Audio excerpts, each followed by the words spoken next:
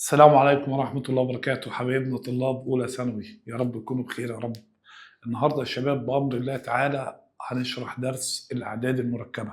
مش هاخده كله في حصة أو مش هاخده كله في فيديو، هقسمه على فيديوهين عشان نقدر نشرح جميع الأفكار الممكنة في الجزء الأول وفي الجزء التاني.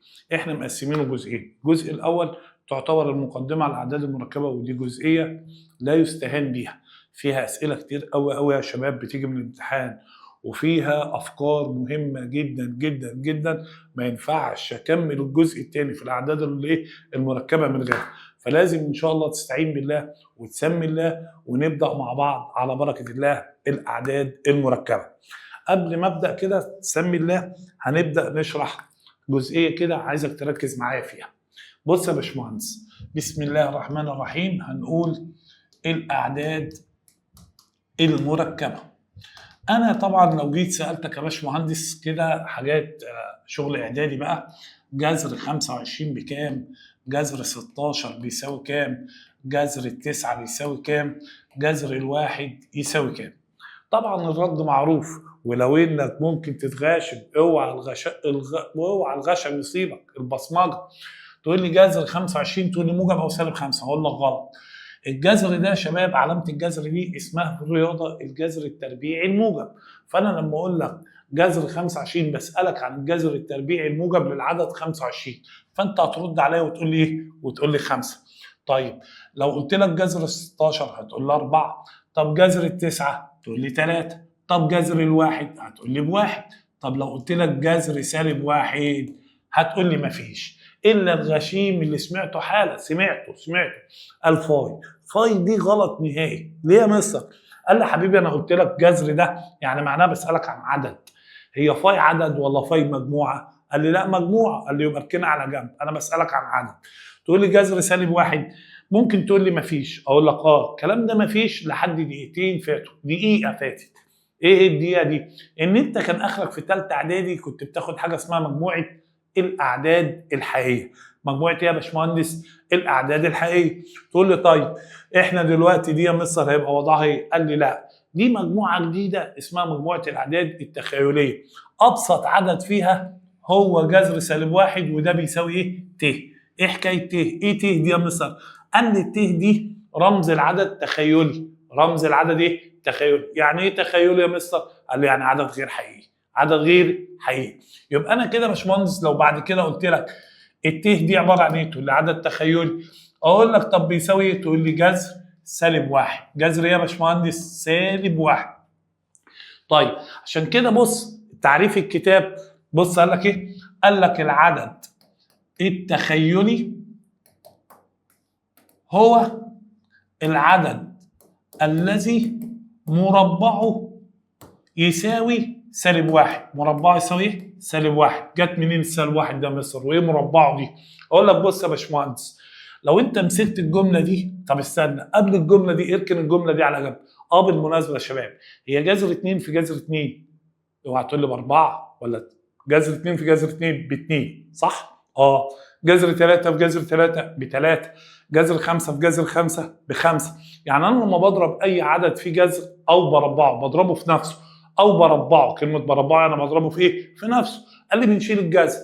لو انا جيت قلت لك اطلع لي من الجمله دي ربعها لي، تقول لي الت يا مصر ببساطه كده هتبقى ايه؟ هتبقى ت تربيع. طب ده لو اتربع هشيل الجذر يبقى سالب 1. عشان كده قال لك ايه؟ العدد التخيلي اللي هو يقصد ت هو العدد الذي مربعه يعني ت تربيع بتساوي ايه؟ سالب 1. الت تربيع بتساوي ايه يا باشمهندس؟ سالب 1. يبقى كده يا باشمهندس تبقى عارف الت بتساوي جذر سالب 1. بس انت اوعى تقول لي ايه؟ لو قابلني الت اشيلها واحط جذر سالب 1. اوعى ما تستعملهاش. ده لو انت قابلك الجذر سالب 1 شيلها وحط بدلها ت، عشان دي بالنسبه لنا ابسط صوره يا جن. تقول لي ت تربيع بقى بايه؟ اقول لك الت تربيع بسالب 1. ودي تحل لك او تفهمك مسائل كتير قوي يا مصر. ازاي؟ يعني انا لو جيت قلت لك جذر سالب 9 بكام؟ قلت لك جذر سالب 4 تساوي ايه؟ جذر سالب 36 يساوي ايه يا جن؟ تقول لي استنى انا هفصصها لك. تقول لي بص يا عم، الجذر سالب 9 دي معناها 9 في سالب 1 صح؟ ما هي 9 في سالب 1 بسالب 9. قال لي تمام. شايف بقى السالب واحد دي؟ اهي السالب واحد ينفع اشيلها واحط بدلها ت تربيع. كده هعرف اخد الجذر. تقول لي يبقى دي جذرها التسعة جذرها 3، طب وت تربيع جذرها يا مستر ت، يبقى على بعضيها 3 ت. تقول لي يبقى انا لو اديتك دي يا باشمهندس وقلت لك طلع لي الجذر، تقول لي هشطب على السالب واحط بداله ت تربيع. ما هو اصل السالب ده يا مستر يعتبر سالب واحد، فدي هتطلع جذرها 2 ت. يبقى انت بعد كده يا باشمهندس وانت مغمض اي سالب تحت الجذر تعرف ان ده عدد تخيلي، يعني لازم يتحط جنبه ت. تقول لي يعني انا اخد الجذر بتاع ال 36 تطلع 6 واحط جنبها ايه؟ ت، عدد ايه؟ تخيلي. يعني لو جيت قلت لك يا باشمهندس جذر سالب 49، تقول لي ال 47 ال 49 جذرها 7 ودي تبقى ت. طب لو قلت لك يا باشمهندس جذر سالب 3، تقول لي هي الثلاثه ملهاش جذر فنسيبها تحت الجذر، بس السالب تبقى بدلها بره ايه؟ بره ت. ليه يا مستر؟ قال لي ما احنا اتفقنا بنشيل السالب ونحط بدلها ت تربيع. لو انا سالتك قلت لك مين في دول اللي ليه جذر، تقول لي ت تربيع جذرها ت، يخرج بره. يبقى انا يا باشمهندس بعد كده بيقول لك يا شباب مجموعه حل المعادله س تربيع زائد 9 بتساوي 0 في ح. لو انا اديتك معادله زي دي وكتبت لك في ح يعني اعداد ايه؟ حقيقي، تقول لي تعالى يا مستر هطلع دي بره بعكس ايه؟ الاشاره، يبقى س تربيع بتساوي سالب 9. المفروض يا باشمهندس بعد ما تخرج دي بره كنت بتعمل ايه؟ قال لي كنت باخد الجذر. اقول له ماشي، تعالى هات لي الجذر ده. تقول لي ما هو دلوقتي انت قلت لي ايه؟ قلت لي في ح.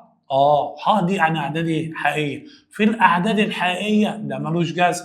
اقول لك يبقى كده يا باشمهندس مجموعه الحل بتاعتي تبقى فاي، لان مفيش عدد سالب. بس خد بالك عايزك تركز في السؤال، مكتوب الكلمه دي في ح ولا لا؟ لو مكتوبه في ح مفيش عدد سالب في الاعداد الحقيقيه ليه جذر. تقول لي طب بص هنا كتب لي ايه؟ قال لي في كاف، هي كاف متدلعه شويه بتاعتي. حلو، مجموعه حل معادله س تربيع زائد 9 نفس السؤال، بس هنا قال لك ايه يا باشمهندس؟ قال لك في كاف. كاف دي اللي هي يا مستر؟ قال لي دي الاعداد المركبه. تقول لي تمام، هطلع دي بره يا باشمهندس تبقى س تربيع بتساوي سالب 9. قال لي تمام.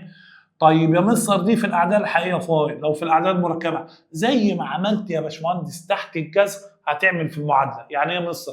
قال لي مش احنا في الجذر شلنا السالب وحطينا بداله ت تربيع؟ قال له قلت هعمل كده برضه، هشطب على السالب ده واحط بداله ت تربيع، لان سالب يعني سالب واحد، كان سالب واحد في 9 صح؟ تبقى دي 9 ت تربيع. خد الجذر يا باشمهندس تبقى س تساوي، عشان دي معادله لازم بقى احط موجب وسالب. هنا اقول لك موجب وسالب، وتاخد الجذر بتاع دي يا باشمهندس جذر التسعه 3 وجذر ت تربيع تبقى ايه يا باشمهندس؟ ت. فلما اجي اقول لك مجموعه الحل بنفرطها تبقى 3 ت وسالب 3 ت. تمام كده يا باشمهندس؟ تمام. طب انا لو جيت اديتك معادله زي دي يا باشمهندس وقلت لك عايز احلها بالراحه، هخرج دي بره بعكس ايه؟ الاشاره على مهلك.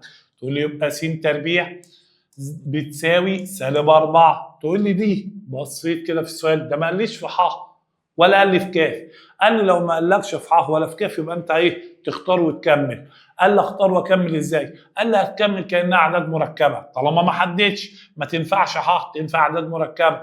تقول لي هشطب على دي واحط بدلها ت تربيع. لما اجي اخد الجذر بتاع دي يا باشمهندس تبقى س. هنا عشان دي معادله لازم احط موجب وايه؟ وسالب. طب جذر الاربعه 2 وت تربيع جذرها ت. يبقى لما اجي اقول لك يا باشمهندس مجموعه الحل بتاعت الكلام ده تبقى 2 ت وسالب 2 ت. يبقى هم اكتشفوا او فكروا يعملوا مجموعه جديده اسمها مجموعه الاعداد المركبه عشان يتخطوا العقبه. حلو، يتخطوا العقبه. حلو. بص يا معلم، ايه العقبه اللي بالنسبه لهم؟ لو في سالب تحت الجذر بنعمل فيه ايه؟ نسيبه ونمشي؟ لا. طب لو في سالب في معادله تربيعيه نسيبه ونمشي؟ قال لك لا. راحوا اكتشفوا الاعداد ايه؟ المركبه اللي اولها العدد التخيلي، والت اللي هو التخيلي بيساوي ايه؟ قال لي الت بتساوي جذر سالب 1. يبقى لو قابلني جذر سالب 1 يا باشمهندس هشيله كده واحط بداله ايه؟ ت. تقول لي طيب الت تربيع؟ قال لي الت تربيع عرفناها بسالب ايه؟ بسالب 1. يبقى انا لو رجعت يا باشمهندس للكلام ده لازم اكون عارف دي بتعمل ايه. حلو، يبقى السالب تحت الجذر قال لي بص كانك شلت دي كده، بص بص بص بص وحطيت بدلها ايه؟ ت تربيع اهو سالب 1. تقول لي خد الجذر، بص بص بص بص، طلع ايه؟ طلع ت يا باشمهندس. لو انا جيت قلت لك يا باشمهندس جذر س تربيع بايه؟ تقول لي بس، جذر ص تربيع بايه؟ بصاد. فلو جيت قلت لك جذر ت تربيع بايه؟ تقول لي بت. فهو يعتبر السالب واحد يا باشمهندس، هنشيله ونحط بداله ت تربيع. بس انا بقى مش كل مره اعملها كده مستر، اول ما المح السالب تحت الجذر زي كده اشطب على السالب، اخد جذر ال 36 6 والسالب ده احط بداله بره ت. ماشي الكلام؟ ماشي الكلام. تعالى كده على بركه الله نحل اسئله. ده الكلام الشرح اللي احنا كنا بنقوله. لو انا اديتك سؤال زي ده اهو جذر سالب 9، ها هتعمل ايه بقى؟ خلاص فهمت اللعبه يا باشمهندس؟ هتعمل ايه يا مصر؟ قال لي حاجه بسيطه قوي، اخد جذر التسعه 3 والسالب دي تخرج بره ت. ليه؟ قال لي كاني عملت كده يا باشمهندس، بص شطبت على السالب حطيت بدلها ت تربيع. تقول لي جذر التسعه 3 وت تربيع جذرها ايه؟ جذرها ت. تمام كده يا باشمهندس؟ يعني الاجابه بتاعتي هتبقى سؤال زي ده يبقى ج. هو كاتب لك فاي ولا موجب او سالب 3 ولا 3 ت ولا موجب وسالب 3 ت. طبعا هو بيعتبرك غشيم عشان تقول لي موجب وايه؟ وسالب، بس علامه الجذر موجب فقط. حلو؟ ايه السؤال اللي بعد كده يا باشمهندس؟ اهو زيه برضه، تقول لي جذر سالب 25. انا يا مستر هشطب على دي واحط بدلها ت تربيع، طلع لي الجذر. اقول لك جذر 25 5 الت تربيع جذرها ت، يبقى الاجابه على بعضيها 5 ت. تمام كده يا باشمهندس؟ تمام. ايه السؤال اللي بعديه؟ ده زيه برضه، لما اجي اقول لك جذر سالب 16، تقول لي يا مستر هاخد جذر ال 16 4 والسالب دي اللي بدلها مين؟ ت تربيع، تخرج بره 4 ت. يبقى الاجابه مين في دول؟ تقول لي يبقى الاجابه ده. تمام كده يا باشمهندس؟ تمام. تعال نروح للسؤال اللي بعده. دي الملحوظه اللي انا قلت عليها، اي عدد سالب تحت الجذر هناخد جذره ونحط جنبه ت، نحط جنبه بره. ماشي؟ لكن لو انا هحط بدل السالب تحت الجذر تحط بدل تحت الجذر شيل السالب تحط بدلها ت تربيع. تمام يا باشمهندس؟ تعالى بقى نعلى شويه. لو انا قلت لك جذر سالب 4، وده من الاسئله الشهيره اللي بتيجي في امتحانات، في جذر سالب 9، بيقول لك 6 ولا سالب 6 ولا 6 ت ولا سالب 6 ت. تقول له طب تاتا تاتا كده بالراحه، تعالى يا عم. هو انا لو شلت ده وحطيت بداله ت تربيع ورحت شايل ده وحطيت بداله ت تربيع، دي جذرها؟ تقول لي 2 ت. في دي جذرها 3 ت. هم دول يتضربوا ازاي؟ بنضرب 2 في 3 6. طب وت في ت؟ قال لي ت تربيع. اقول لك تمام. انت لو لمحت ت تربيع جنب عدد يا باشمهندس، هي ت تربيع انا حافظها بايه؟ قال لي بسالب 1. قال لي طب ما هو لو دي بسالب، ما هي دي يا مستر لو بسالب 1 هشطب على دي واحط بدلها سالب 1. تقول لي يبقى كاني بقول لك 6 في سالب 1 يبقى الناتج بتاعي ايه؟ سالب 6. اقول له يبقى الاجابه بص فين؟ اهي. يبقى الاجابه بتاعتي ايه؟ ب. تعال بص سؤال تاني. بص يا معلم، جذر سالب 2، جذر سالب 2 في جذر سالب 8. اوعى الغشم يصيبك، ركز معايا جدا. انا لو شلت السالب وعملت زي ما مستر محمود قال لي احط بداله ت تربيع، السالب احط بداله ت تربيع، هي الاثنين ليها جذر؟ لا يا مستر، تبقى جذر 2. طب الت تربيع تخرج بره ت في الجذر 8. اوعى تقول لي ب2، 2 ده لو جذرها تكعيبي واوعى تقول لي 4، ده انت كده تبقى غشيم غشيم خالص، اوعى. حلو، بس اكتب جذر 8 كده على الآلة هتلاقي لها جذر اللي هو ايه بقى؟ 2 جذر 2 وت تربيع تخرج بره ايه يا باشمهندس؟ ت. انا لما اجي اضرب على الآلة يا باشمهندس هضرب مين؟ جذر 2 في 2 جذر 2. لو ضربت جذر 2 في 2 جذر 2 هتطلع لك 4 وت في ت قال لي بت تربيع. هو ت تربيع انت حافظه بايه؟ بسالب 1، يبقى كاني بقول لك 4 في سالب 1 تبقى سالب 4. يبقى انت بعد كده يا باشمهندس حط قاعده لنفسك، اي عدد تلاقي جنبه ت تربيع غير اشارته، اشطب على الت تربيع طيرها بس غير الاشاره، لو سالب خليه موجب ولو موجب خليه ايه؟ سالب. ماشي؟ حلو. السؤال اللي بعده اهو يا باشمهندس، بيقول لك انا عايز جذر سالب 5 في جذر 5. الله، انت بتلعبنا مصر، لازم العبك يا معلم. حلو، هنا في سالب تحت الجذر هشطب عليه واحط بداله ت تربيع. لو قلت لك لخص لي دي هتكتب لي جذر 5 بس دي تخرج بره ت.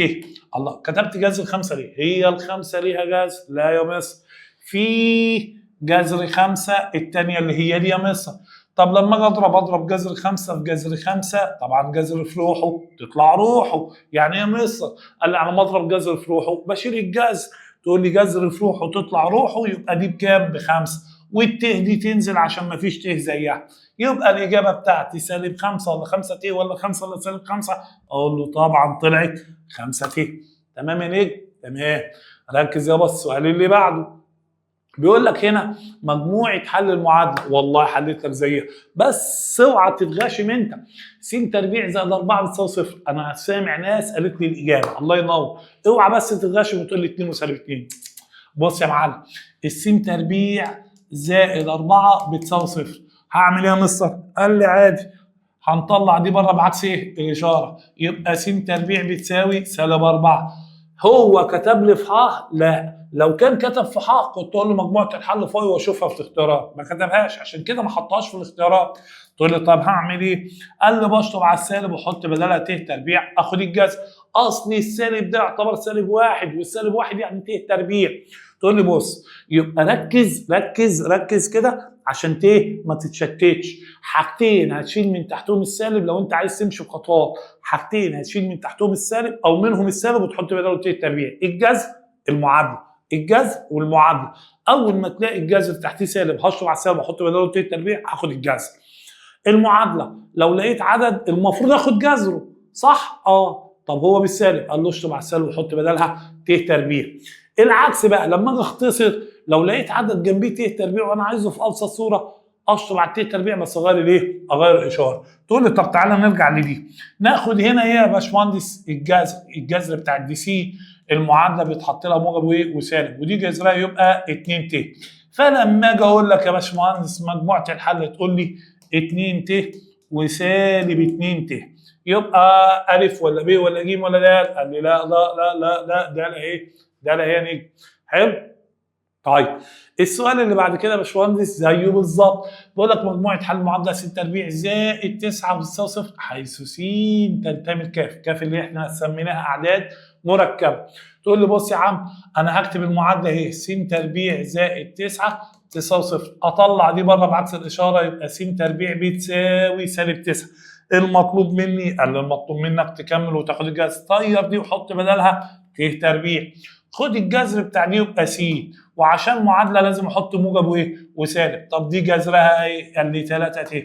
لما اجي اقول لك يا باشمهندس مجموعه الحل هي، تقول لي مجموعه الحل هي اهي قدامك فرطها، تبقى 3 ت وسالب 3 ت.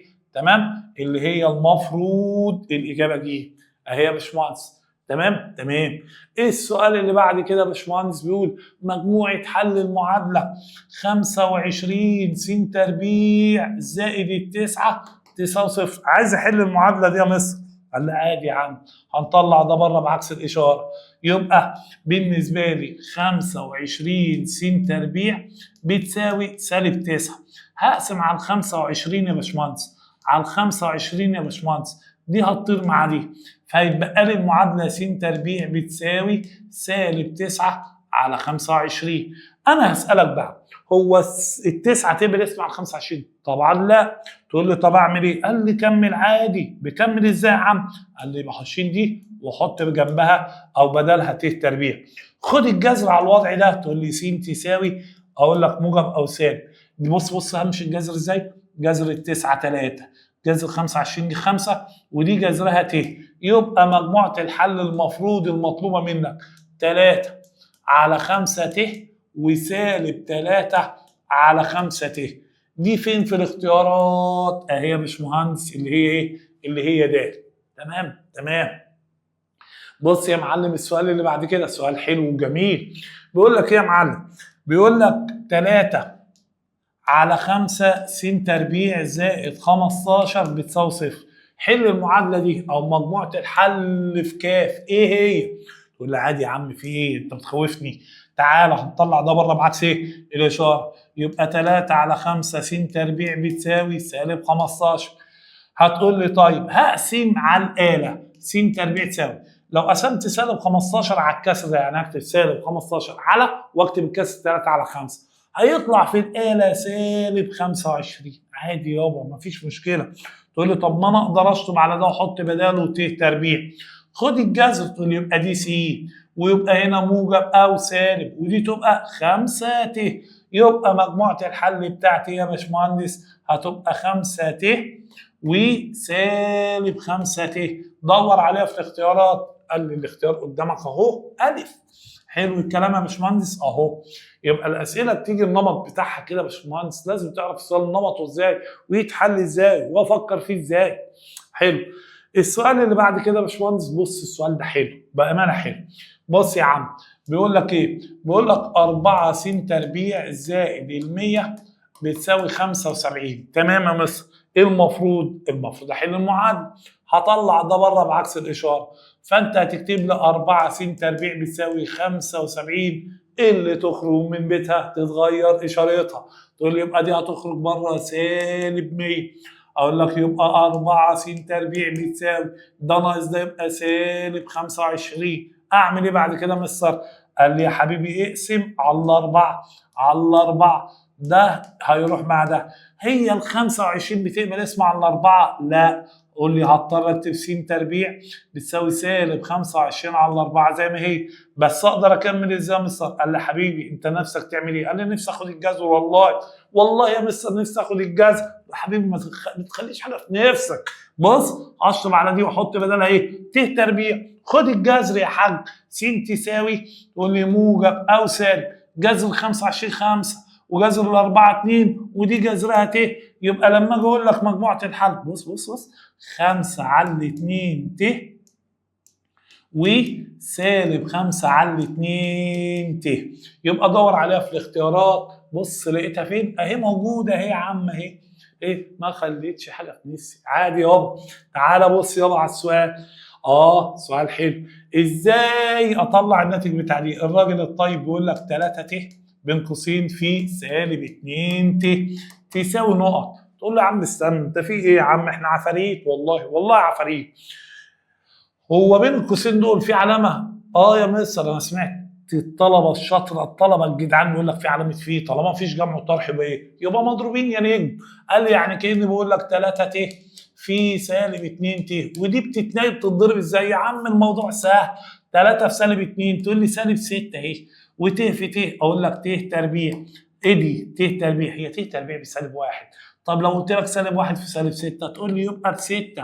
يبقى الاجابه في ابسط صوره اهي. تقول لي يبقى الاجابه اهي.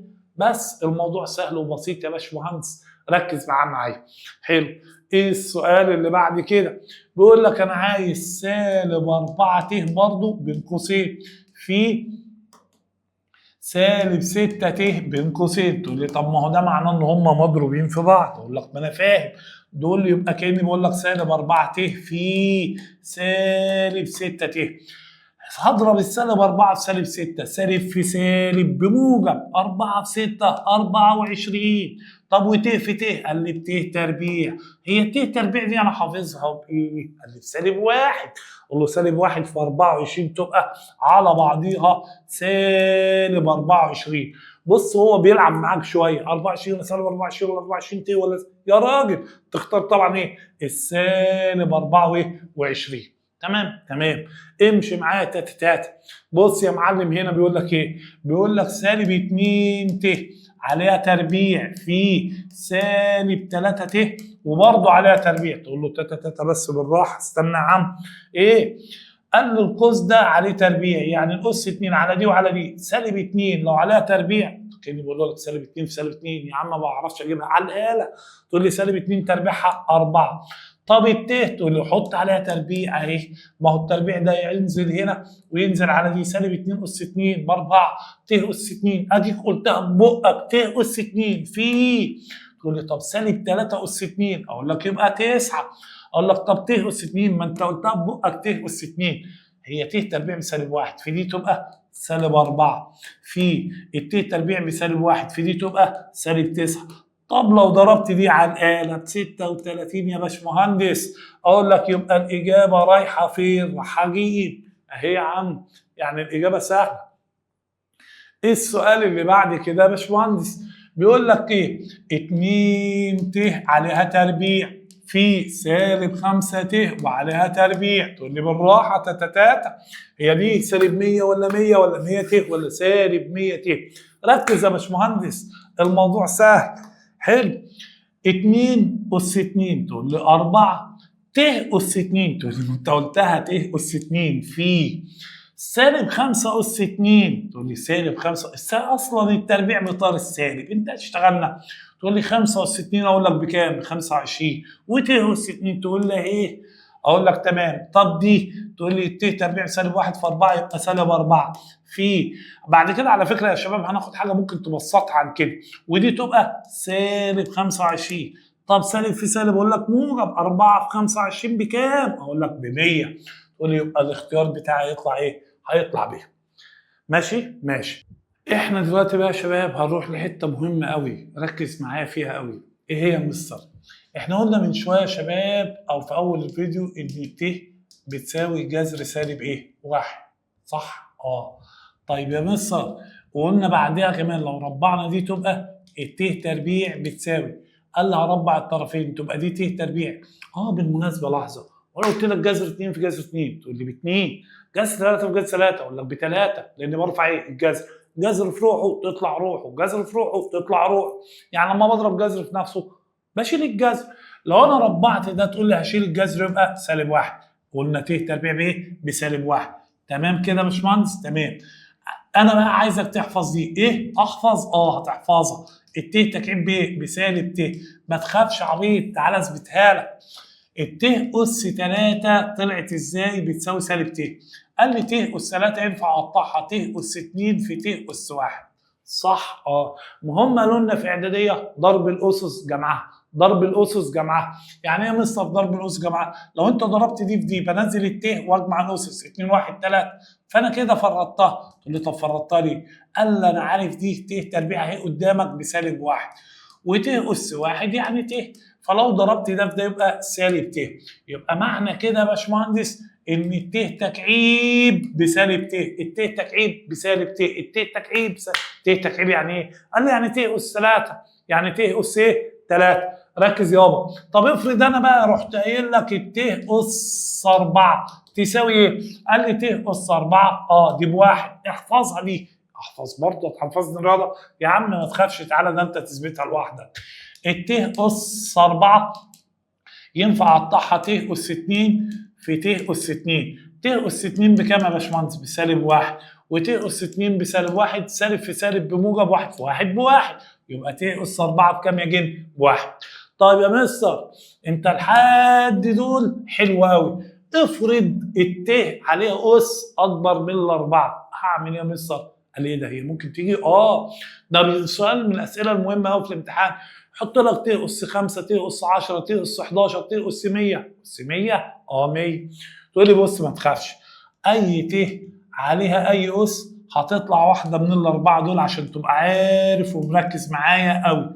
اي ت باي اس يا اما واحد يا اما سالب واحد يا اما ت يا اما سالب ت، مش هتطلع بره الاربع ارقام دول او الاربع اشكال دول. اي ت باي اس. طب انا بقى هعرفها ازاي؟ تعالى يا معلم اقول لك.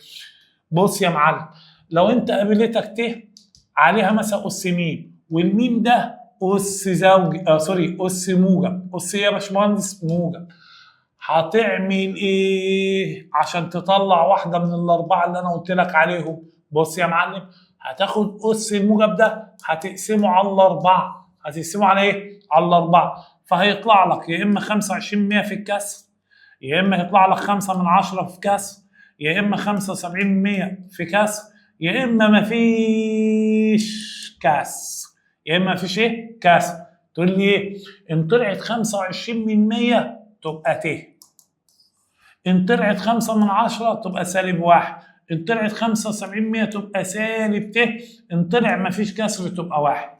ازاي مصر يعني؟ فهمني. بص يا جد، لو انا جيت قلت لك ت اس 21 ت اس 101، طيب ت اس 19، طب ت اس 103، طيب ت اس 20، طب ت اس 100، طب ت اس 18، طب ت اس 22. هوريك ده. بص السؤال اهو اهو يحطها لك كده كده كده يا باشمهندس، ويقول لك عايزها في ابسط صوره، والاربع اختيارات هيبقوا له.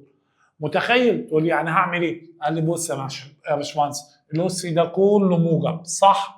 تاخد الاس تقسمه على الاربعه، اقسم دي على الاربعه كده، 21 على 4، بس دوس اس دي عشان تطلع لك كسر 10. تقول لي هتطلع 5 و25 صح؟ طلعت لك كده؟ ماليش دعوه بده. الكسر بكام؟ قال لي الكسر ب 25. قال لي تبقى دي ت.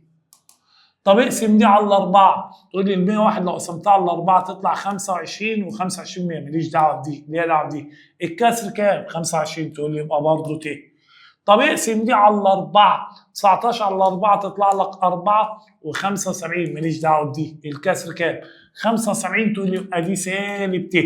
طب اقسم دي على الاربعه، قال لي هتطلع 25 و75. ماليش دعوه بدي. الكسر 75 100 تبقى سالب ت. طب اقسم دي على الاربعه، لو قسمت ال 20 على الاربعه تطلع لك 5 ما فيهاش كسر. اللي ما فيهاش كسر تبقى بواحد. طب دي ت اس 100. تقول لي هقسم 100 على 4 تطلع 25 ما فيهاش كسر. تقول لي تبقى بواحد. اقسم دي على 4، 18 على 4 دي مش سالب، دي النقطتين دول بتوع الت. حلو، دي ت اس 18 هتطلع لك 4 ونص. تقول لي ماليش دعوه بده. الكسر بنص، 5 من 10 تبقى سالب 1. طب اقسم دي على الاربعه يا باشمهندس. هتقول لي دي على الاربعه تطلع 5 ونص. حلو، ماليش دعوه بدي. طلع بالكسر ايه؟ نص. تقول لي يبقى سالب 1 سالب 1 يبقى 1 سالب ت سالب ت ت ت. قول لي بقى في اجابه طلعت بره الاربعه دول؟ لا. اي اس كده هنتعامل معاه يا باشمهندس بنفس الطريقه. طب يا مستر هنا انت قلت لنا لو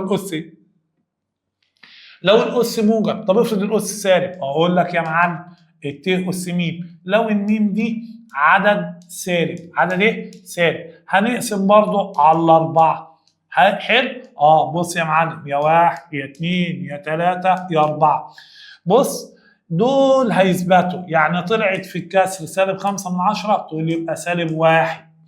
لو طلع الكسر، لو طلع مفيش كسر تقول لي برضه هتبقى 1.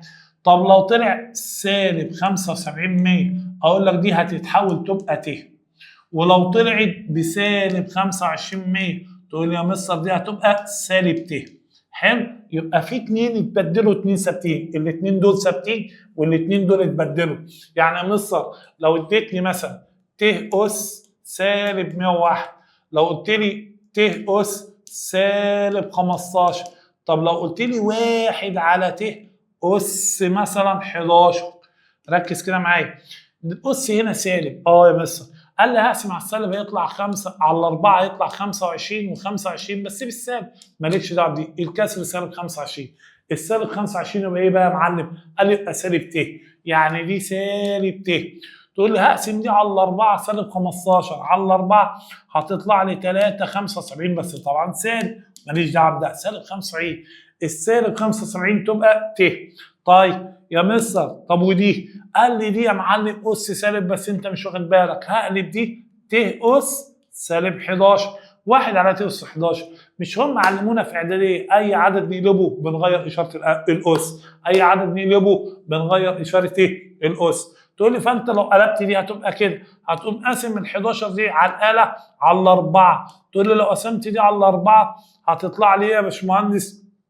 هتطلع لي 2 و75 بس بالايه؟ بالسالب. تقول لي ماليش دعوه بده. سالب 75 سالب 75 تبقى ت. يبقى انا كده جبتها لك في ابسط صوره. طب تمام. طب افرض يا مستر ت اس سالب 20، طب ت اس سالب 18. بص يا معلم هنقسم الاس ده على ايه؟ على الاربعه. تقول لي هتلاقي مفيش كسر، مفيش كسر تبقى 1.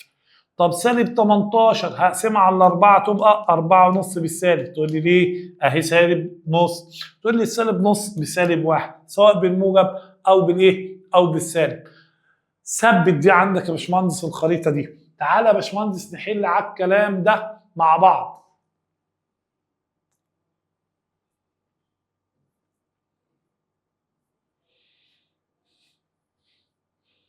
بص يا معلم بيقول لك ايه؟ ابسط صوره للعدد ت اس 43. ت اس 43 ادي ت أس 43. هعمل إيه يا شباب؟ هقسم الأس على 4. لو قسمت الأس ده على 4 هيطلع لي 10 75. الأس 75 سوري الكسر كام؟ 75. ال 75 بالأس موجب تبقى سالب ت. يبقى الإجابة أ ولا ب ولا ج ولا د؟ قال لي لا تبقى ب. تمام كده يا باشمهندس؟ تمام. بص يا باشمهندس معايا، لو أنا بقول لك أبسط صورة للعدد ت أس 101 ت أس 101 تقول لي هقسم الأس على 4 هيطلع 25 و25 مالكش دعوة بده، خلينا في ده. طلع ب 25 تقول لي يبقى ت. يبقى يا باشمهندس ت. يبقى الإجابة بتاعتي مين؟ أ. أهي يا باشمهندس. حلو. بص يا باشمهندس، أبسط صورة للعدد ت أس 40 أقول لك ت أس 40 اقسم الأس على 4 هتلاقي 10 ومفيش كسر. مفيش إيه؟ كسر. قال لي يبقى الإجابة 1 اللي هي الإجابة ج. هي اللي اختارتها اهي قدامك. حلو. السؤال اللي بعد كده يا باشمهندس، ت أس 34 اقسم لي دي على 4 هتطلع لك 8 ونص. ماليش دعوه بده. الأس الكسر آسف بنص. تقول لي يبقى دي بسالب 1. أ ولا ب ولا ج ولا د؟ د. قول له طب بص يا معلم، أبسط صورة هنا بقى الأس سالب. خد بالك هقول لك ت أس سالب 18 هتقسم ده على 4 يطلع لك سالب 4 ونص. ماليش دعوه بده. الكسر سالب نص تقول لي يبقى دي سالب 1 بالموجب بالسالب هي يبقى الاجابه هتبقى د. ماشي يا باشمهندس؟ تمام. ايه السؤال اللي بعد كده يا باشمهندس؟ بيقول لك ت اس سالب 39 ت اس سالب 39. هعمل ايه يا مستر؟ قال لي هتقسم دي على 4. هتقسم دي على 4 تطلع لك 9 و75 بس طبعا بالسالب. لا انا مش عايز ده، انا عايز ده. السالب 75 100. قال لي السالب 75 100 تبقى ت. يبقى الاجابه بتاعتي يا باشمهندس تبقى دي. ماشي يا دي؟ ماشي. ركز معايا يا باشمهندس. طب هنا بيقول لك ايه؟ 1 على ت اس 9 اللي انا قلت لك عليها ينفع اقلبها. تقول لي يبقى ت من غير الواحد ده اس سالب 9. كاني قلبت دي. الواحد لو جه في المقام ملوش لازمه. هقسم دي على 4 يبقى 2 و25 بس بالسالب. صح؟ ماليش دعوه بده، ليا دعوه بده. السالب 25 100 تبقى سالب ت. ماشي يا باشمهندس؟ يبقى الاجابه بتاعتي يا باشمهندس هتبقى ب. تمام؟ تمام. السؤال اللي بعد كده يا باشمهندس، حلو السؤال ده يا باشمهندس. ت اس 4 م زائد 19. ركز كده معايا يا باشمهندس. معلش. بص، لو انت بصيت ايه ده يا مستر؟ انت ما اديتناش حاجه فيها رمز. لا يا حبيبي بص، هتلاقي الرمز ده جنبيه عدد يقبل اسم على 4 ينفع اشطبه طالما يقبل اسم على 4. حلو. وتبقى ت اس 19. هو دايما يجيب لك رمز زي كده في جنبيه 4 8 12 اعداد بتقبل اسم على 4 اشطبها. خد اللي جنبه اقسم دي على 4 تقول لي 4 75.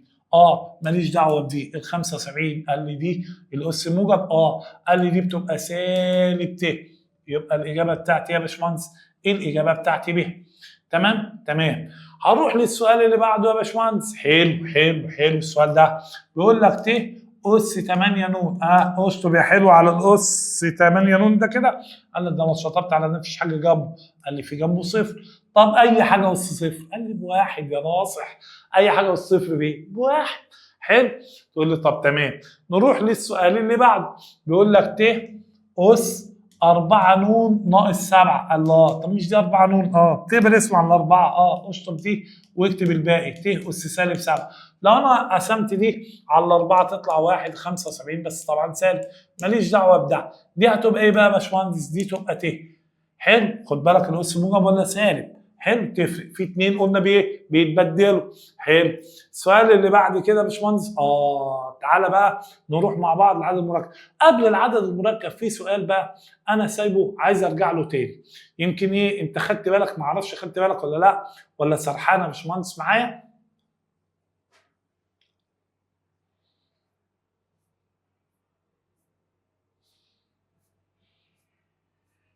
ايه السؤال ده؟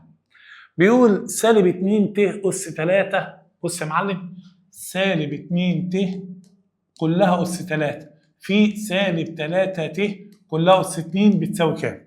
بص يا باشمهندس، وتاتا تاتا هو اس 3 ده على دي وعلى دي.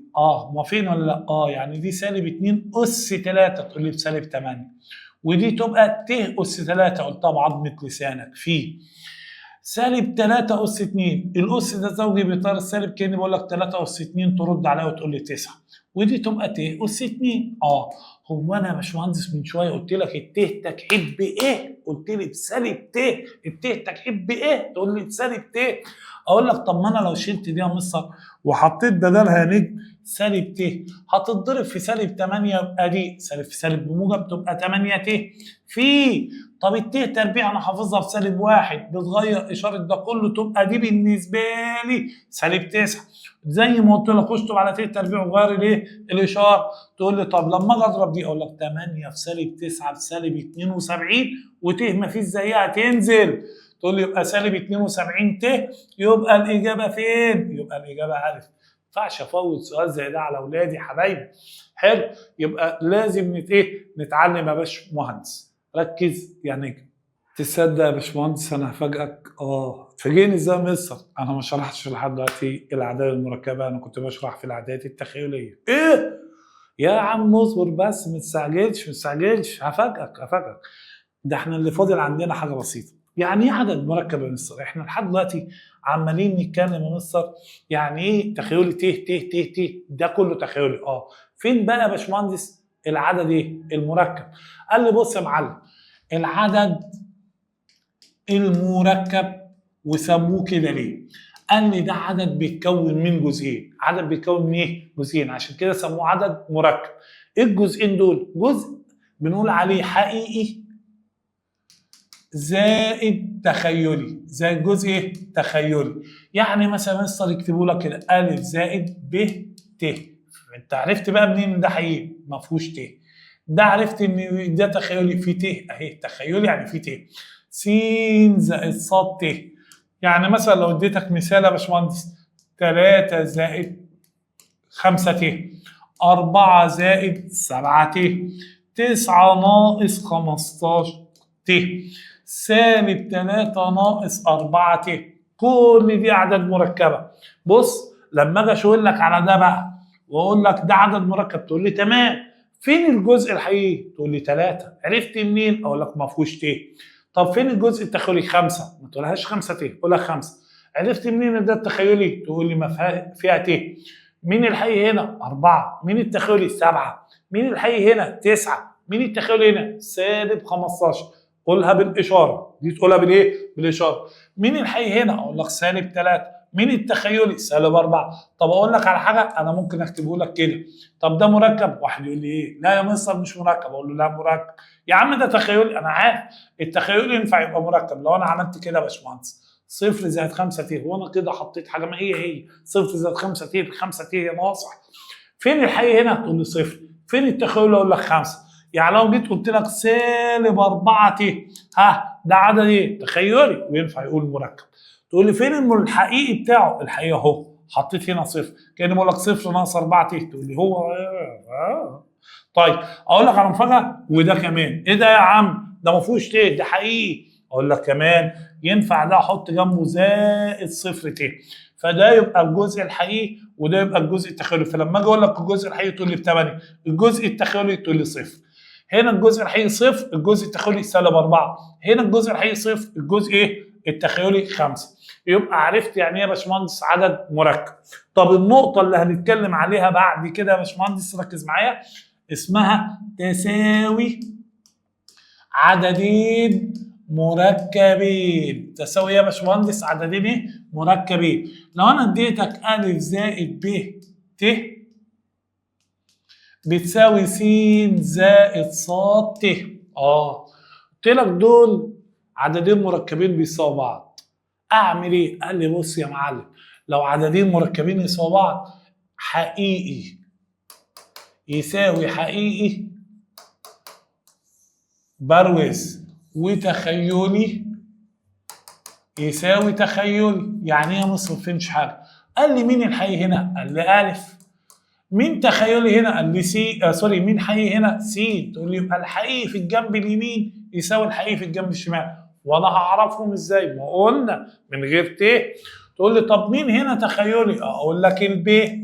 طب مين هنا تخيلي؟ اقول لك الصاد. يبقى الب بتساوي ايه؟ صاد.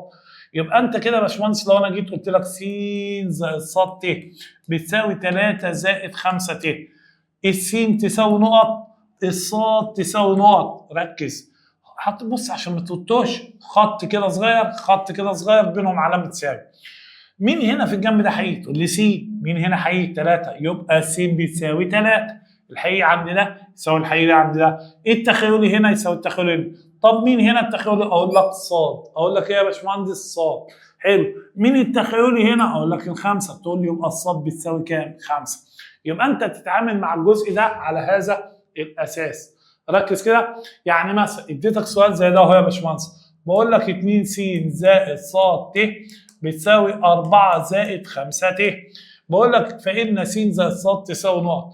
تقول لي بص يا عم الحاج ركز كده معايا لحظه، ده عدد مركب وده عدد مركب وبيساوي بعض. مين هنا حقيقي؟ اقول لك 2 س. مين هنا حقيقي؟ تقول له الاربعه، يبقى 2 س بتساوي 4. طب يا باشمهندس خد خط كده، مين في الجنب ده تخيلي؟ اقول لك صاد. عرفت منين جنبها ت؟ مين هنا تخيلي؟ اقول لك الخمسه. يبقى انا جبت الصاد اهي بخمسه، فاضل لي اجيب ايه؟ السين. تقول لي طب ما تقسم على الاثنين هنا وهنا، دي تطير يبقى س تساوي 2. اقول لك يبقى كاني بقول لك 2 زائد 5 7، الاختيار يبقى ده. صعب السؤال؟ سؤال جميل. طيب بص بقى معايا يا معلم، السؤال اللي بعد كده بيقول لك اذا كان الجنب ده، حلو الجنب ده بيساوي الجنب ده. طب مين هنا يا مستر حقيقي في الجنب اللي يعني مين ده؟ تقول لي الجنب اليمين 3 س ناقص 1 حقيقي. مين هنا حقيقي؟ اقول لك الثمن. تقول لي يبقى 3 س ناقص 1 بتساوي 8. مين في الجنب ده تخيلي؟ اقول لك 2 ص ناقص 3. طب مين هنا تخيلي؟ اقول لك الخمسه. طب هنعمل معادله هنا ونعمل معادله هنا، نطلع س ونطلع ص. طب بص معايا، تقول لي هنودي ده بعكس الاشاره، يبقى 3 س تساوي 8 و1 كام؟ اقول لك 9. اقسم على 3 هنا على الثلاثة، دي تغور في داهية، يبقى س بيساوي 9 على 3 فيها الثلاثة، يبقى أنا طلعت لك س. هنودي ده بعكس الإشارة، تقول لي يبقى 2 ص بتساوي 5 و3، أقول لك 8. تقسم على الاثنين على الاثنين، ده يغور في داهية، تقول لي يبقى الص بيساوي 8 على الاثنين ب4. أقول لك طب أنا عايز س في ص، تقول لي يعني 3 في 4، يبقى الإجابة 12. تبقى الاختيار أهو ج يا باشمهندس. الموضوع سهل يا شباب. حلو. طيب السؤال اللي بعد كده يا باشمهندس بيقول لك اذا كان س ناقص بيساوي ده، الجنب اليمين اهو والجنب الشمال اهو، اقول لك يبقى س ناقص 3 حقيقي. مين هنا حقيقي؟ قول له الاربعه. اقول لك مجرد ما اطلع ده بره عرفت الس بكام؟ قال لي ب7. طب مين هنا يا باشمهندس تخيلي؟ اقول لك الصاد ناقص 5. عرفت منين؟ القوس ده كله قدامه ت. طب مين هنا تخيلي؟ اقول لك السالب 6. طب طلع ده بره، اقول لك يبقى الصاد بيساوي سالب 6 زائد 5، اقول لك -1. طب انا بقول لك انا عايز س في صاد، تقول لي يعني 7 في -1 بسالب 7، يبقى الاجابه بتاعتي يا باشمهندس هتبقى ب. تمام؟ تمام. ايه السؤال اللي بعد كده؟ حلو. دخل بقى كله ببعض، ضربهم في الخلاط. ايه؟ ضربهم في الخلاط. س زائد ت ص بتساوي ت أس 16 زائد جذر -9. ايه ده مصر؟ قال لي الحته بتاعت الاعداد التخيلي نطيت لي تاني. بص يا معلم، الجنب ده سالك لوجه الله، س زائد ت ص. بص يا معلم، دي ت أس 16، لو انا عايز اجيبها في ابسط صوره هقسم الاس ده على 4، هيطلع عدد صحيح. تقول مفيش كسر يعني؟ اقول لك تبقى دي بواحد. طب دي يا مصر علمتك تشطب على دي وتحط بدلها ت تربيع، دي تعرف تجيب جذرها؟ تقول لي هكتب الموجب واخد الجذر بتاع دي يبقى 3 ت. لو انا اديتك المنظر ده بقى سالك كده، قول لي الس بكام؟ قال لي الحقيقي يساوي الحقيقي، يبقى الس بتساوي 1. التخيلي هنا اللي جنب الت تبقى ص، واللي جنب الت هنا الثلاثه يبقى الص بتساوي 3. طب هو بيقول لك انا عايز س زائد ص، تقول لي يبقى 1 زائد 3 ب4 اهي. يبقى دي الاجابه بتاعتي يا باشمهندس، اللي هي الاجابه ب. تمام؟ حلو. لازم يا شباب ناخد سؤال برضه يبقى في فكر حلو. ركز يا تاني. بص يا عم الحاج ركز معايا، نلون باخضر، يا ربنا يجعل سندنا خضر. س زائد ص ت او ت ص يقولها زي ما قلت. لو انا قسمت الاس ده على 4 هيطلع 5 و75. وانت قلت لنا لو طلع الكسر بس الاس موجب، لو طلع الكسر موجب 75 قال لي دي تبقى سالب ت. يا راجل والله حلو. طب انا هشطب على دي السالب اللي تحت الجذر واحط تحت جنبها ت تربيع، قول لي الجذر بتاع ده كده كام؟ قال لي دي 3 ت، بس خد بالك مضروبه في 2 تبقى 3 في 2 ب 6 ومفيش ت، صح؟ لا فيها ت اهي يا عم انا اسف، الت تربيع تخرج بره ت. اقول لك يبقى س زائد ص ت بتساوي، هي دي هنا في سالب واحد، لو قلت لك اجمع لي دي مع دي كان بقول لك سالب س مع موجب 6 س سالب ت مع موجب 6 ت، تقول لي يبقى 5 ت. ركز ركز كده، لو انا سالتك الجنب ده مين حي تقول لي س، الجنب ده مين حي تقول لي مفيش، ومفيش يعني صفر، يبقى الس بايه؟ بصفر. طب مين في الجنب ده تخيلي؟ اقول لك الصاد. طب مين هنا تخيلي؟ تقول لي قصدك اللي جنب ت، يبقى 5. فانا بقول لك انا عايز 2 س زائد ص، تقول لي يعني 2 في صفر زائد 5، دي تطلع 5، يبقى الاجابه هي يا باشمهندس ج. تمام تمام. يبقى انا استخدمت يا شباب الحاجات اللي درستها في الاعداد التخيليه ايه مع الاعداد المركبه. حلو. واصل عدد المركب جاي منين؟ من التخيلي والله. بص يا معلم، سؤال حلو كده على الماشي. ايه ده ايه ده ايه ده؟ استنى يا عم، كل ده بيساوي ده. ايه ده؟ والله. طيب طالما ده مركب تقول لي يبقى ده مركب، ماشي. الجنب اللي على اليمين الحقير ده مين هنا حقيقي؟ قال لي بص على اللي ما فيهوش ت، كل اللي ما فيهوش ت يبقى حقيقي. صد طب بس قال لي لا في موجب واحد اهو ده الحقيقي. مين هنا في الجنب ده حقيقي؟ تقول لي ما فيش، تقول لي يبقى صفر. اطلع دي بره بعكس ايه؟ الاشاره. اقول لك يبقى ص بتساوي سالب واحد، يبقى ساعه ما العدد المركب ما يبقاش فيه جزء حقيقي تقول لي يبقى الحقيقي بصفر، يبقى الحقيقي بايه؟ صفر، يبقى الحقيقي بايه؟ صفر. اقول لك طب لمي لي كده من هنا التخيلي، تقول لي كل اللي قدامه ت، تقول لي 3 س قدام الت وسالب 2 ص قدام الت، يبقى دي تخيلي ودي تخيلي. طب مين هنا تخيلي ب5 عشان قدام ت؟ طب ما انا يا ناصح جايب الصاد اصلا من الخطوه الاولى، تقول لي اشيل الصاد واحط بدلها سالب واحد، تقول لي يبقى هتبقى المعادله كده 3 س سالب 2 في سالب 1 يعني موجب 2 بتساوي 5. طلع ده بره بعكس الاشاره، اقول لك 3 س تساوي 5 ناقص 2 اقول لك 3، اقسم على الثلاثه طلعت الس ب 1. طب هو بيقول لك انا عايز س زائد الصاد، الس بواحد والصاد بسالب واحد، لو جمعت واحد مع سالب واحد يطلع ايه يا جن؟ صفر. يبقى الاجابه ايه؟ هيجي واحد يقول لك يعني بعد الشقه ده كله تطلع الاجابه صفر، اقول له ماشي ركز يابا معلش هنعمل ايه؟ بص يابا السؤال هنا هيحتاج حته ممكن تحلها بايدك وممكن تحلها بآلة. بيقول لك اذا كان الجنب ده كله بيساوي الجنب ده، مين هنا حقيقي؟ تقول له اهو ما فيهوش ت خالص، 2 س ناقص ص تساوي مين هنا حقيقي؟ اقول لك الخمسه. طب مين هنا تخيل؟ تقول لي القوس ده كله قدامه ت، اقول لك يبقى س ناقص 2 ص. مين هنا تخيلي؟ اقول لك بص الت دي قدامها واحد اهو. نعمل كده يا باشمهندس، المفروض دول كنت بتحلهم في اعداديه على الاله بطريقه بايدك اسمها طريقه الايه؟ الحذف. تقول لي طيب طريقه الحذف لو انا عايز اطير صاد كنت بضرب دي في سالب 2 عشان تبقى دي سالب 2 ودي موجب 2، دي تبقى سالب 4 س زائد 2 ص بتساوي سالب 10، وتقول لي ودي تبقى س ناقص 2 س ناقص 2 ص بتساوي 1. شد خط كده اجمع لي دول هيطيروا، دي هتبقى سالب 3 س تساوي سالب 9، اقسم على سالب 3 سالب 3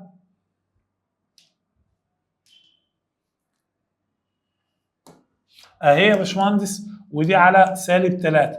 فانت كده يا باشمهندس دي هتطير، تقول لي يبقى س بتساوي 3. كده طلعت س، عايز اطلع ص يا مصر، قال عوض في دي، تقول لي يبقى 2 في سالب 3 اقول لك 2 في 3 اسف تبقى 6 ناقص ص بتساوي 5، طلع ده بره يبقى سالب ص، 5 ناقص 6 سالب 1، السالب هيطير يبقى الصاد بيساوي 1. الصاد بيساوي ايه؟ 1. طب هو عايز ايه فوق؟ بيقول لك انا عايز س ناقص ص، 3 ناقص 1 تقول لي يبقى ب2، يبقى الاجابه هي يا باشمهندس. تمام؟ تمام يا باشمهندس. حلو. السؤال اللي بعد كده يا باشمهندس بيقول لك نفس الفكره، اذا كان س زائد 2 ص زائد ده كله بيساوي ده. طب هنا مين هنا يا باشمهندس حقيقي؟ اقول لك س زائد 2 ص. طب مين هنا حقيقي؟ تقول لي الثلاثه. طب مين هنا تخيل؟ اقول لك س ناقص 2 ص. طب مين هنا تخيل؟ اقول لك الاربعه. شد خط تقول لي دي جاهزه، هجمع على طول. بص وركز معايا، لو انا جمعت ده هيطير مع ده، س وس 2 س تساوي 3 و4 اقول لك 7. اقسم على الاثنين على الاثنين فده يروح يبقى س ب 7 على الاثنين. تقول لي هحطها هنا 7 على الاثنين زائد 2 ص بتساوي 3. لو طلعت دي بره يا باشمهندس يبقى 2 ص تساوي 3 ناقص دي سالب نص. هقسم على الاثنين الصاد هتطلع سالب ربع. هقول لك بقى على حاجه تريح بيها دماغك في الاله احسن. تقوم مطلع الاله بتاعتك زي الشاطر كده، بدل ما تحل معادلات حذف وزفت وقرف تقول لي مود 5 1. هيطلع لك المنظر اللي هو ده 1 2 A B C 0 0 0 0 0 0. بص يا معلم، هاجي على المعادله واكتب ايه؟ كده انا المعادله بتاعتي جاهزه قدامي، 1 يساوي 2 يساوي 3 يساوي، هتلاقيها بتكتب كده 1 يساوي 2 3، هتلاقيها نزلت على اللي تحت. تقول لي 1 اللي قدام س بعدها سالب 2 بعدها 4، يعني انت هتكتب هنا ايه؟ 1 وهنا تكتب 2 وهنا 3 وهنا 1 وهنا يا باشمهندس سالب 2 وهنا يا باشمهندس 4. هتدوس يساوي بعديها يطلع لك السين اكس ب 7 على 2 والواي دوس يساوي تاني هتطلع بكذا. تقول لي كده هعوض، انا عايز س تربيع ناقص 4 ص تربيع احسن عشان ما اضيعش وقت. يبقى انا هحط مكان السين 7 على 2 وعليها تربيع ناقص 4، اشيل الصاد واحط سالب ربع وعليها تربيع. واحسب دي على الاله يا باشمهندس، استناني بقى نحسبها على الاله على طول. يبقى بين قوسين كسر 7 على 2 نقفل القوس عليها تربيع ناقص 4 نفتح قوس نحط كسر سالب 1 على 4 نقفل القوس نحط تربيع تساوي. طلعت ب 12 على بعضيها. يبقى الاجابه بتاعتي ج يا باشمهندس، يبقى الاجابه بتاعتي اهي. طيب ركز بقى يا باشمهندس معايا، السؤال ده هنخليه للاخر. حلو يا معلم. بص انا عايز اعلمك دي س تربيع زائد 9. بيقول لك ايا مما ياتي تحليل لدي. بص هتختار دي غلط، دي تبقى صح لو الاشاره دي سالب اللي كنت انت بتقول عليه فرق بين مربعين. هل ده فرق ولا مجموع يا باشمهندس؟ مجموع مربعين. مجموع يا باشمهندس مربعين. مجموع المربعين دول يا باشمهندس المفروض ملوش تحليل. لو قابلك س تربيع زائد 9 مجموع مربعين، وركز في الكلام، الاشاره دي موجب، اعمل ايه يا مستر؟ قال لي غيرها سالب وحط جنب العدد ت تربيع. ما انا عارف ان ت تربيع بايه؟ سالب 1. سالب في سالب بموجب ترجع زي ما كان. تقول لي كده تتحلل.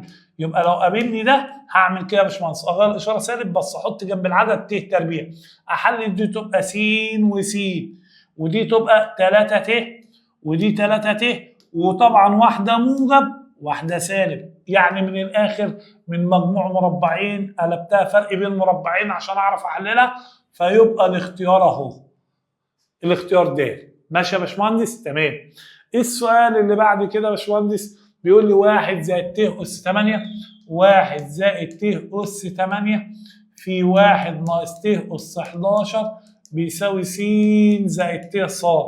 تقول لي بص يا معلم، حته قديمه شويه يا مصر، الت اس 8 هقسم الاس على 4 يطلع ب مفيش كسر، تقول لي يبقى دي بواحد. طب 1 زائد 1 اقول لك 2. نخش على القوس ده 1 ناقص الت اس 11، ال 11 دي هنقسمها على الثمانية سوري على الأربعة تطلع 2 و75. تقول لي يبقى دي سالب ت. أقول لك سالب في سالب بموجب، ما هي دي كلها على بعضها سالب ت. طب قدامها سالب، تقول لي يبقى موجب ت. كل ده بيساوي س زائد ت ص. صح؟ هضرب الاثنين جوه تبقى 2 زائد 2 ت هنا وهنا. تقول لي يبقى س زائد ص ت. كده لو انا سالتك السين تقول لي الحقيقي هنا بيساوي الحقيقي هنا، اقول لك تقول لي يبقى السين ب 2. التخيل هنا بيساوي التخيل هنا، اقول لك تقول لي يبقى الصاد ب 2. فهو بيقول لك انا عايز س زائد صاد، تقول لي يعني 2 زائد 2 اقول لك 4 اهي يا باشمهندس. تمام؟ تمام. السؤال اللي بعد كده يا باشمهندس بيقول لك ايه؟ اذا كان 6 ت اس 20 زائد 5 ت اس 17 تساوي س زائد ت ص. طب دي سالكه، دي مش سالكه. هقسم الاس هنا على كام يا باشمهندس؟ على الاربعه. تلاقي مفيش كسر، تقول لي مفيش كسر، يبقى 1 في 6 ب 6. هقسم الاس 17 ده يا باشمهندس على الاربعه. تقول لي على الاربعه تطلع 4 25. تقول لي 25 لو الاس موجب بتبقى ت، يعني دي كلها ت، جنب ديها 5 يبقى 5 ت. اقول لك يبقى س زائد ص ت. تقول لي طيب مين هنا حقيقي؟ اقول لك الستة. مين هنا حقيقي؟ تقول لي السين. يبقى السين بيساوي 6 في مين هنا تاخد له؟ اقول لك 5. مين هنا تاخد له؟ تقول لي ص. تقول لي يبقى الص بتساوي 5 و6 في 5 بكام؟ ب 30. الاجابه ج. اهي يا باشمهندس. السؤال اللي بعد كده يا باشمهندس، بص يا باشمهندس معايا كده، هو سؤال صايع شويه. بيقول لك أ تربيع زائد ب تربيع على أ زائد ب ت بتساوي الكلام ده. انا عشان اجيب دي في ابسط صوره، ده يا مستر لو كان يتحلل، لو كانت دي سالب اقول له طب وايه يا عم اللي ما تخليش نفسك في حاجه يا عم، خليها سالب. وب تربيع، وب تربيع انا اسف،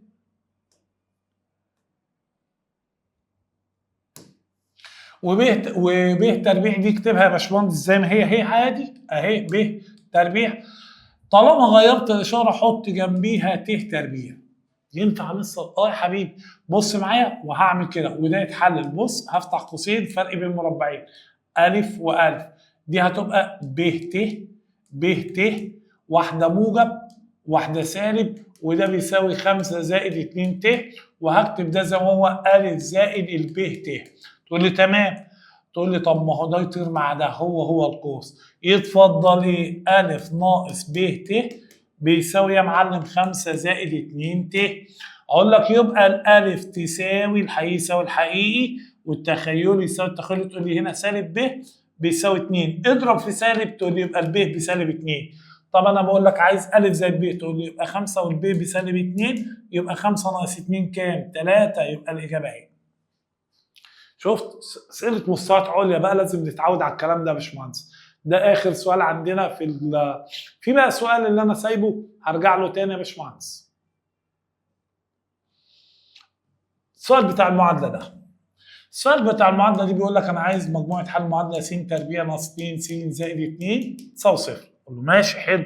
هل المعادله دي تتحلل؟ لا مصر ما بتتحللش. ليه؟ لانك لو فتحت قوسين وقلت لي س تربيع س في س، المفروض 2 دي تتفك عددين جمعهم 2. هي 2 دي لو اتفكت 2 في 1، هل 2 1 جمعهم 2؟ لا. قال لي يبقى كده يا مستر مش هتمشي تحليل، امال هتمشي يا معلم؟ قال لي هتمشي قانون عام. ايوه اللي انت قلته. هنطلع الف، الب، الجيم، فاكرها بتاعت القانون العام. الالف معامل س تربيع بواحد، الب معامل س سالب 2، الجيم اللي هو الحد المطلق 2. هكتب القانون العام افكرك بيه، سالب ب موجب او سالب جذر ب تربيع ناقص 4 الف ج على 2 الف. صح يا باشمهندس؟ تمام يا مستر. اقول لك يبقى س تساوي سالب ب، يبقى غير اشاره ده يبقى 2 موجب او سالب جذر ب تربيع، هربع ده يبقى 4 في ألف يعني 1 في ج يعني 2 على 2 ألف يعني 2 في 1 ب2. ركز يابا. هقول لك يبقى س تساوي، شد خط معايا، 2 موجب أو سالب جذر، هكتب الجذر، اكتب اللي تحت الجذر من غير الجذر، هيطلع لك سالب 4. لو عملتها بجذر هتلاقي الآلة بتشتمك، هتلاقي الآلة بتشتمك. أيوه. تقول له طب بص بقى يا معلم ركز معايا. تقول لي ما انا علمتك يا مستر دي اشيل دي واحط بدلها ده ت تربيع. اقول لك يبقى انا اقدر اكتب 2 موجب او سالب، ودي جذرها كده شاكب راكب 2 ت على 2. طب ما هو دي تنفع تتقسم على 2 بواحد، موجب او سالب، ودي على 2 بواحد بس جنبها ت. بص مجموعه الحل دي س، يبقى 1 زائد ت 1 ناقص ت، وكده يا باشمهندس اقول لك الاختيار يبقى جيم. وده كده يا باشمهندس بفضل الله خلصت لك الجزء الاول من الاعداد المركبه كما يجب ان يكون. اشوفك في فيديو جديد، والسلام عليكم ورحمه الله.